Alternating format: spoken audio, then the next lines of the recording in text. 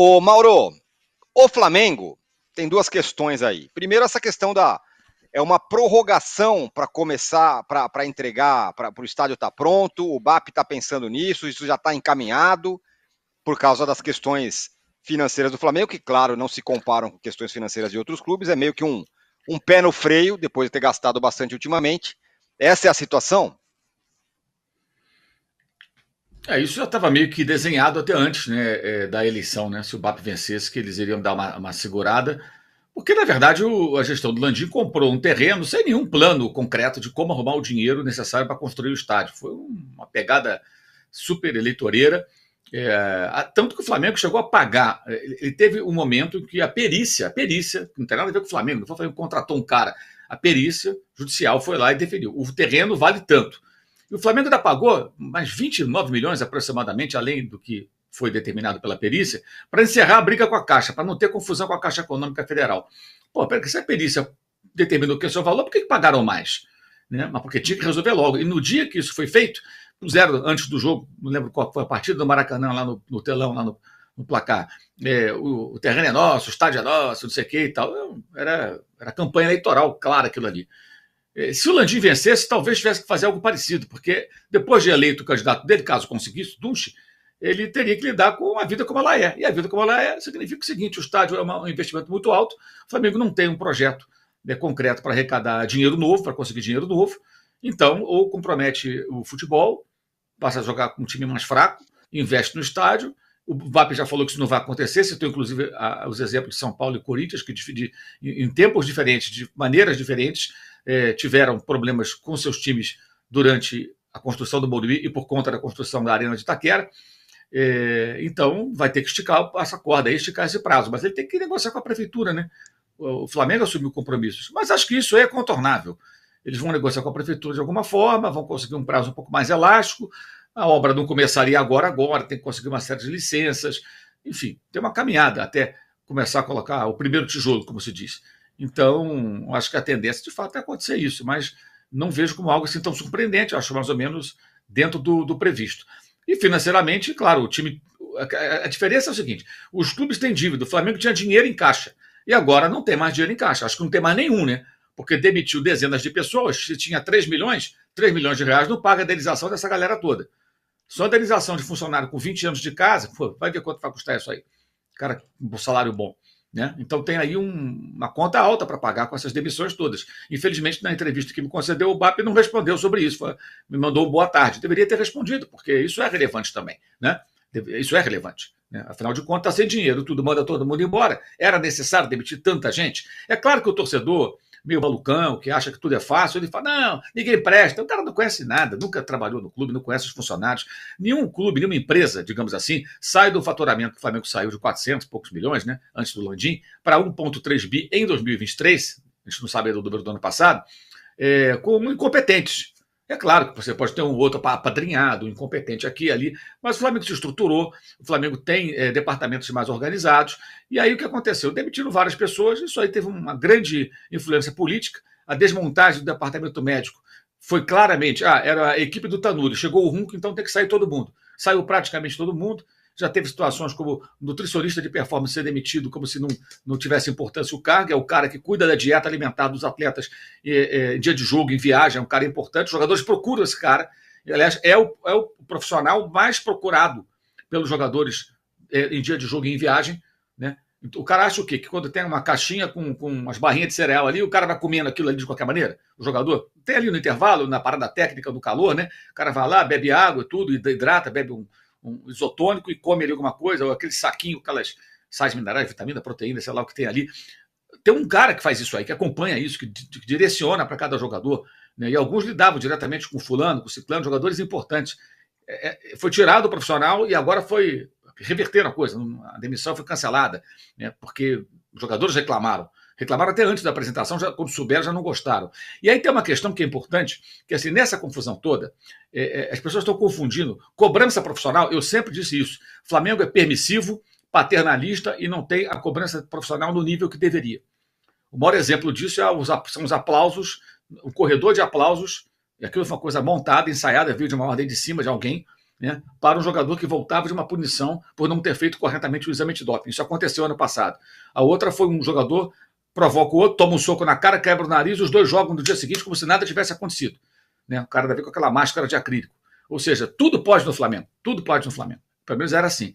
Isso não pode continuar dessa maneira, claro. O ambiente profissional não combina com isso. Não significa que você tem que implicar com o jogador. Né? Atira esse profissional, isso é bobagem. E não é assim. Você não tem que irritar o funcionário, no caso assim. Você tem que dar as melhores condições e cobrar dele também que ele se entregue, que ele se dedique, que ele faça o seu melhor. E que tenha um comportamento adequado no seu dia a dia, vestindo a cabeça do clube, em campo e fora dele. São coisas distintas. E o que nós tivemos aí foram situações que incomodam o elenco e dão razão para o jogador. Você vai tirar um profissional para quê? Um cara que tem utilidade, que é importante para ele. Por quê? Vamos voltar no tempo? Isso não tem sentido. Então está mudando a base de porrada isso aí. É o que está acontecendo. E a questão da mesa de fute-mesa, que muita gente não entendeu, ela tem um simbolismo ali. Não é pela mesa em si. É o fato do médico chegar e falar: essa mesa serve para alguma coisa? Pergunta ao fisioterapeuta. O fisioterapeuta vira e fala: olha, do meu ponto de vista, não. Para fisioterapia não tem realmente utilidade. Né? É algo mais para recreação dos atletas e fazer um aquecimento ali naquela fute-mesa, que é uma mesa de ping-pong meio curvada, onde os caras jogam com a bola de futebol e sem raquete, jogam com o pé, com o peito, com a cabeça, enfim, jogam futebol na mesa. Por isso é fute-mesa. Aí vem o Boto e fala: não, deixa a mesa. Isso é uma briga, a mesa é só uma ferramenta que serve para demonstração de força e poder. Então houve, de fato, um choque inicial do Runco com o Boto. Isso é evidente, todo mundo está sabendo disso. Né? Agora a questão é pacificar e fazer esses caras trabalharem. O José Boto não vai conseguir vingar se não tiver apoio geral. Tá? As pessoas estão achando que chegou o Superman, o Batman, sei lá, que é o Aquaman, né? Mas é o Boto. Tá? É outra história. Esse cara nunca assumiu essa responsabilidade num clube do tamanho do Flamengo. Do Benfica ele era scout, chefe do scout. Depois trabalhou em clubes menores. O Shakhtar é muito menor que o Flamengo, o time lá da Croácia nem se fala. Ele agora tem a responsabilidade de transformar um departamento. O técnico que chegou para fazer grandes intervenções foi engolido pelo sistema, digamos assim, que foi o Paulo Souza. Que, aliás, o pessoal fala que foi uma porcaria e tudo, mas o Flamengo foi invicto naquela Libertadores e ganhou todos os jogos da fase de grupos, menos um, que foi prejudicado, que não tinha VAR, e o adversário, que era o Talheres, fez um gol em impedimento. Era o Paulo Souza. Nem tudo foi ruim, mas o ambiente era péssimo, os jogadores não gostavam. O próprio Felipe Luiz, que é o técnico, deu uma entrevista quando parou de jogar, admitindo que ele, o Diego Ribas, não gostavam muito do Paulo Souza e tal. Então, o Boto não vai poder chegar derrubando parede, quebrando tudo. Óbvio que quando a questão da mesa, o que significa para ele? Se tiram a mesa, em quem ia cair a culpa? Do Boto. Pô, esse português já chegou aqui mudando tudo, e ele não quer ter atrito com um jogador de cara, ele tem que conquistar os caras e ter autoridade para cobrar. Vai ter? Não sabemos. Não sabemos. O Flamengo investiu no profissional de fora, eu acho até que é um movimento adequado, mas esse cara precisa ter suporte. Suporte que eu digo não é só respaldo do presidente, do BAP, é suporte das pessoas que estão ao seu lado. Isso a gente não sabe como é que vai ser, porque o início foi ruim. Agora o Runco não vai conviver lá no dia a dia, vejamos se ele recua um pouco nessas intervenções mais bruscas, e a série de demissões tem um ponto muito grave, que é o vídeo que a gente mostrou essa semana, gravado 13 dias antes da eleição, no qual o presidente, o BAP ainda candidato, afirma que não ia mandar as pessoas embora, que era mentira, porque já havia boatos de que isso aconteceria. E de fato aconteceu. Então ele prometeu uma coisa e acabou não cumprindo essa promessa, isso com 2, 3, 4 dias úteis de mandato. O que convenhamos, né? Como é que se avalia dezenas de profissionais em pouco tempo? O Paulo Dutra, que era o diretor-geral, que agora voltou, né? Esse cara sai do Flamengo em dado momento. Esse cara foi um cara bem importante, muito importante, talvez o mais importante, que era o profissional contratado no dia a dia para reorganizar o Flamengo, financeiro e administrativamente. Ele sai em dado momento quando ele recebe uma proposta de uma empresa e ele vai trabalhar em outro lugar e deixa o Flamengo. Trabalhou na época do Bandeira de Melo e tal, e saiu depois. Ele voltou agora. Ele nem teve tempo de avaliar, porque ele encontrou outro Flamengo. Muita coisa aconteceu nesse tempo que ele saiu, depois ele voltou. Setores se estruturaram, pessoas foram contratadas, profissionais, gente. E essas pessoas, ele nem teve como avaliar esses caras que ele não conhecia, como estava o estágio de cada setor, porque já teve demissão muito rapidamente. Então isso teve claramente, na minha visão, um viés político. E isso não é bom.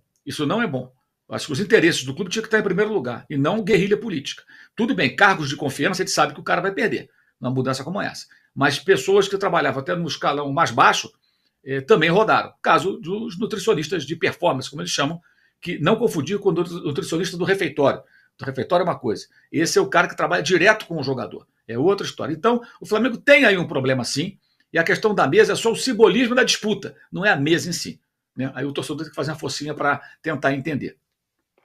Ô, Rodrigo, para fechar esse bloco, essa questão Runco-Boto, você entende que é contornável? Tudo bem, o cara acabou de chegar, os dois, né? Acabaram de chegar, tal, estão ali meio que tipo gato, né? Você tem um gato, chega um outro gato, tem uma questão de território ali, eles brigam, tal, depois se acomoda. O que você acha?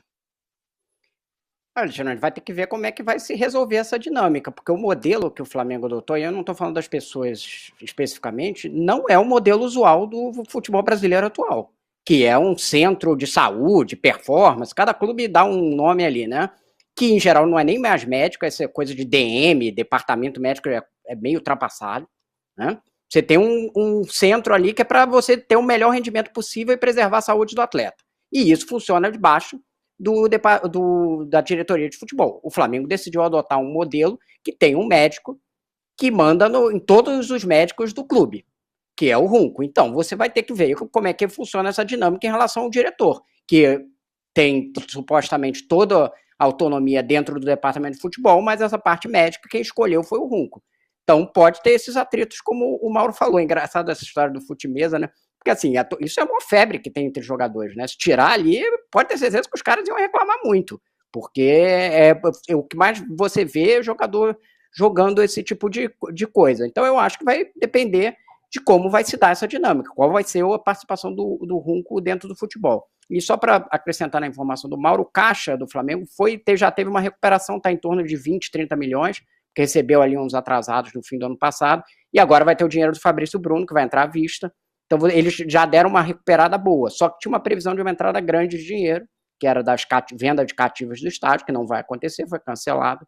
Então, eles ainda têm coisas para resolver, mas eles já deram uma recuperada nesses 20, 30 milhões, que era dinheiro de passado, dinheiro da gestão Landim, que já entrou com esse dinheiro, né? Acabou entrando mais do que estava previsto inicialmente, e agora tem essa venda do Fabrício Bruno. Então o clube já tem um caixa ali bem melhor do que a gente falava no final do ano passado.